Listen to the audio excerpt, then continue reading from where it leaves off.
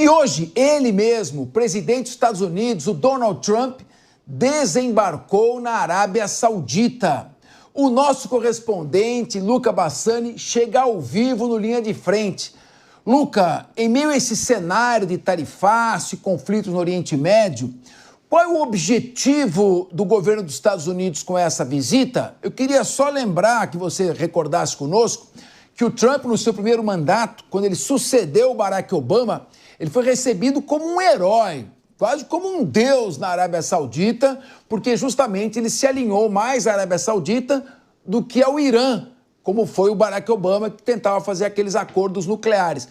Como você vê essa relação agora, quando houve um momento de tanta tensão entre a Arábia Saudita e o Joe Biden, aquele cumprimento frio do Mohammed bin Salman com o Joe Biden, toda aquela guerra, e a Arábia Saudita, inclusive, apoiando a Rússia com a compra do petróleo durante a guerra da Ucrânia. Você acha que o Trump consegue rearrumar essa casa?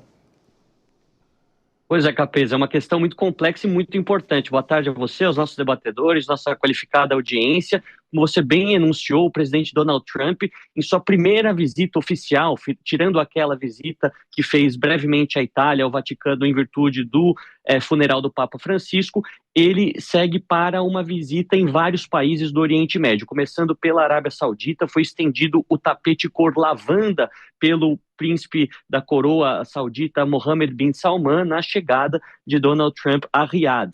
Durante esse dia, ele não apenas conversou sobre assuntos políticos, mas principalmente sobre assuntos econômicos, já que levou vários bilionários consigo para esta viagem, inclusive o homem mais rico do mundo e o seu amigo pessoal Elon Musk. Durante este período foram assinados vários acordos que representam quase um investimento de 600 bilhões de dólares dos sauditas nos Estados Unidos. Ou seja, a gente está falando de uma cifra de mais de 2 ou 3 trilhões de reais, dependendo da cotação. Desses 600 bilhões, 142 bilhões apenas para compra de armamentos. Então a gente vê que a Arábia Saudita tem reforçado cada vez mais também o seu arsenal, está envolvida diretamente na guerra no Iêmen, uma tragédia humanitária das maiores que nós temos e não falamos aqui o suficiente sobre isso, 380 mil mortos, 85 mil crianças mortas por fome, mas também tem um interesse estratégico em se tornar o grande país dentro do Oriente Médio, rivalizando com o Irã, que também tem um exército poderoso, mas não tem o prestígio diplomático, seja do Ocidente, seja dos seus pares lá no Oriente Médio. Então, Donald Trump disse que está sendo uma viagem extremamente bem sucedida, esse investimento ele é uma coisa inédita na história da relação dos dois países e pode representar até mesmo 2 milhões de empregos para os norte-americanos nas indústrias de fabricação de drones, de armamentos e também de diversos outros satélites e equipamentos tecnológicos envolvidos diretamente com Elon Musk e outros bilionários presentes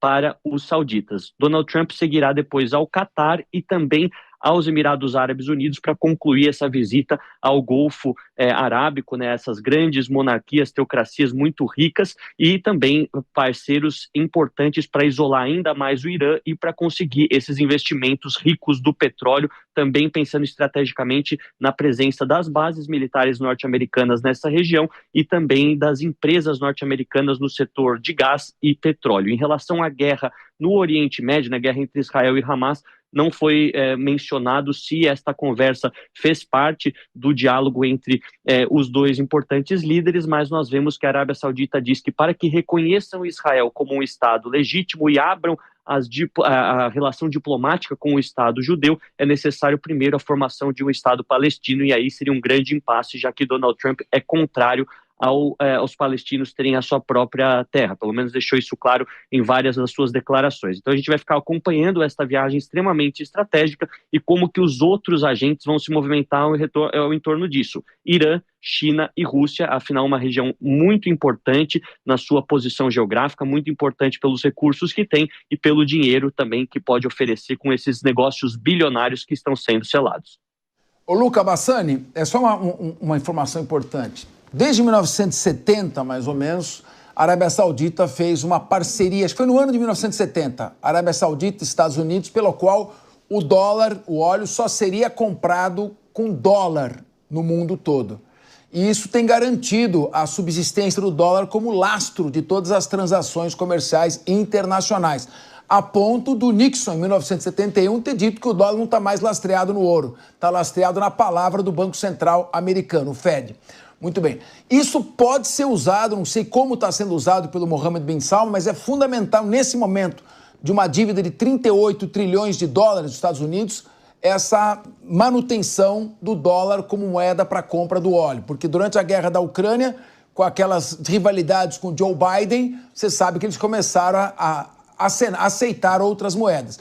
Como é que você vê essa postura? E já que você tocou na questão do Oriente Médio, só para confirmar, há uma fonte não revelada ainda, o jornal israelense Jerusalem Post disse que uma fonte anunciava a possibilidade de Donald Trump reconhecer o Estado palestino, isso dado no jornal israelense, Jerusalem Post. Será que até que ponto a Arábia Saudita terá influência sobre essa postura do governo americano, Donald Trump, que, segundo Benjamin Netanyahu, foi o presidente mais amigo de Israel da história da Casa Branca? Capeza, essa história em relação ao Richard Nixon na década de 70, a influência dos sauditas, ela é extremamente importante para a gente entender como a Arábia Saudita e essas ricas monarquias do Golfo se desenvolveram ao longo dos últimos anos. Principalmente quando a gente pensa, a Arábia Saudita jamais vai ser uma superpotência global, como é a China, como são os Estados Unidos, como foi a Rússia. Mas é uma potência regional muito importante por ser o maior país em território, por ser o mais rico, com o PIB acima de 1 trilhão, e também o que tem mais recursos econômicos, recursos também minerais. Então a gente sabe que neste aspecto a Arábia Saudita quer se projetar e também diversificar sua economia além do petróleo, assim como tem feito outros países, porque eles sabem que o ciclo do petróleo ele é finito, pelo menos na sua importância para a economia global. Talvez daqui a 100 anos o gás e o petróleo, a gasolina, não signifiquem o mesmo que significa em 2025. Eu acredito que esses acordos com os Estados Unidos são importantes. Muitas empresas americanas, também no setor de entretenimento, parques de diversões, têm investido em vários desses países que têm se aberto de maneira também cultural. E quando a gente pensa em Palestina, aí a Arábia Saudita sempre teve uma posição ao lado dos palestinos, mas nunca comprou essa briga com os Estados Unidos. Não reconheceu Israel, isso é um fato, mas eu acredito que neste ponto um acordo possa ser costurado, porque eles não estão tão ideologicamente atrás do povo palestino como estão outros países árabes e também outros países islâmicos, como é o caso do Paquistão, como é o caso do próprio Irã, o caso do Afeganistão, que aí tem uma vertente mais fundamentalista contra o Ocidente propriamente dito. Então, acho que isto será discutido a posteriori, mas tratando de Donald Trump, um homem imprevisível, um grande negociador, uma pessoa muito inteligente nos movimentos que faz no xadrez geopolítico global, tudo pode acontecer e a gente vai estar aqui para acompanhar e analisar todos os dias. Muito obrigado, Luca Bassani. Aí uma boa noite para você. Eu não estou vendo ninguém atacar o Trump, nem o Mohammed bin Salman, que é amicíssimo do Putin. Só nós.